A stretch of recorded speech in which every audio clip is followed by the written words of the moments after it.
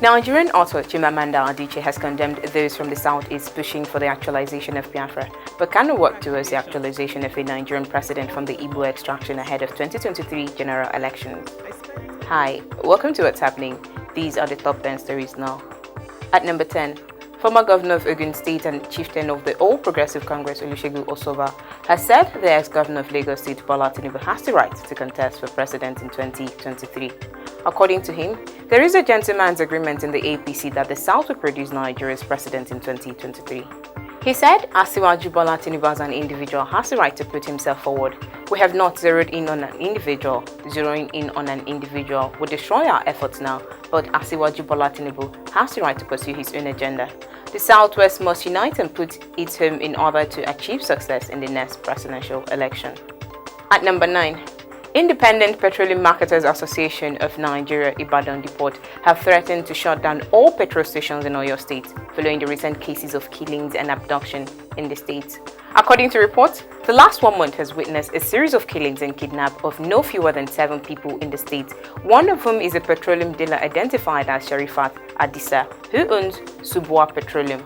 Ipman, in its reaction through its chairman Ibadan Depot Alhaji Bukola Mitiyu, said all filling stations in Ibarapa zone of the state had been ordered to close down as a warning to the Oyo State government to urgently arrest the growing trend of killings and abduction of petroleum dealers in the state, and stressed that except the trend is arrested, all filling stations in the state will be shut down. At number 8, the Nigerian Immigration Service has instructed the 100 passengers who were banned due to non-compliance to the federal government's COVID-19 protocols to comply with a 6-month travel restriction order from January 1st, 2021 to June 30th, 2021. The NIS, through its public relations officer Sunday James, said that the affected passengers have been notified and prevented from passport reissuance and traveling outside the country. Recall that the federal government had a few days ago published the passport numbers of 100 passengers who failed to undergo the mandatory COVID-19 test after returning to Nigeria. The agency warned all affected passengers to avoid breaching public health protocols. At number 7, the Nigerian Electricity Regulatory Commission on Tuesday afternoon debunked reports that the commission approved a 50% increase in electricity tariffs. The commission in a statement said such an increment was not contained in the tariff order for electricity distribution companies, which took effect on January 1, 2021. The commission further described publications in print and electronic media as misinforming. At number 6, Ijaw youths from the Niger Delta region have vowed to proceed with the planned protest and shut down all the headquarters of the Niger Delta Development Commission in Port Harcourt, Rivers State, over the failure of the federal government to address the issues of wrongful appointment of a sole administrator for the commission. The Ijaw youths, in a joint statement in Yenagoa, said the planned protest and shutdown of NDDC headquarters is an action against President Muhammadu Buhari's refusal to set up a board for the commission as provided in the act establishing the NCDC board. At number 5, Borno State Governor Babagana Zulum has directed the State Universal Basic Education Board officials to assess the quality of all private and secondary schools in the state, with a view to identify quack schools that exploit parents and guardians without capacity to impart knowledge on students. Zulum gave that directive on Monday while responding to calls on the existence of quack private schools operating in the state. The governor said efforts will be made to upgrade the standard of schools and education in the state.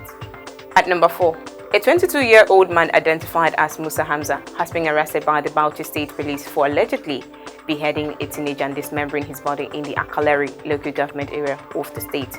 According to reports, the suspect gouged the teenager's 2 eyes, burnt the body and the head, and buried it in a shallow grave.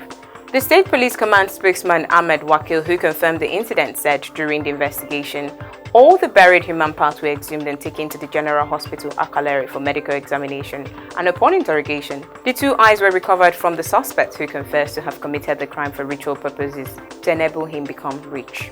At number 3, Shalom Omoniye, one of the students accused of molesting and bullying 11-year-old Don Davis Archibong in Deeper Life High School, Idoro, Oyo, Akwa Ibom State, has denied the allegation against him.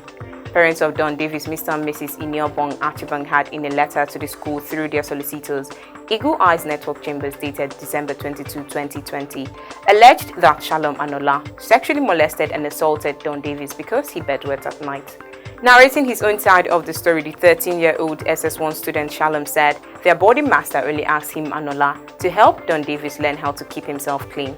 The accused student father, Mr. Olusegun Omoniye, who further reacted, said since his son was admitted into that school from JSS1, he has not received any bad report from the school concerning his conduct and expressed surprise when his son was mentioned in the Don Davis case.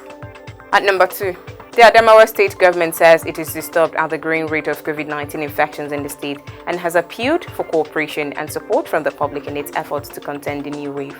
The governor attributed the spike to lack of compliance to COVID-19 restrictions and warned that the government will be forced to take necessary measures it deems fit to contain the spread. He therefore warned that any club, event center or business premises found contravening this rule in the state will be shut down. Finally, at number 1, Nigerian author Chiamanda has condemned those from the southeast pushing for the actualization of Biafra, but cannot work towards the actualization of a Nigerian president from the Igbo extraction ahead of 2023 general elections.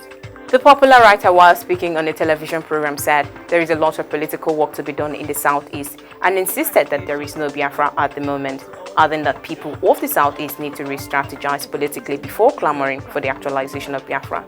Adichie said a lot of rethinking has to be done on how the Igbos can re-strategize politically before talking about Biafra. Always remember to wear your mask, wash your hands and stay safe. That's all for now. See you next time on What's Happening.